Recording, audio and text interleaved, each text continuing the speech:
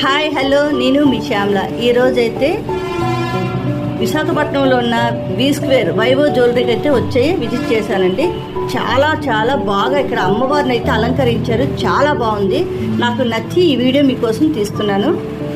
ఇక్కడ దసరా సందర్భంగా 9 అమ్మవారి అలంకరణలతో చాలా బాగా అలంకరించారండి. ఇది చూడటానికి చాలా బాగా అనిపిస్తుంది. ఈ 9 రోజుల్లో మీరు కూడా ఇక్కడికి విజిట్ చేసి ఈ అమ్మవారిని అయితే దర్శించుకోండి.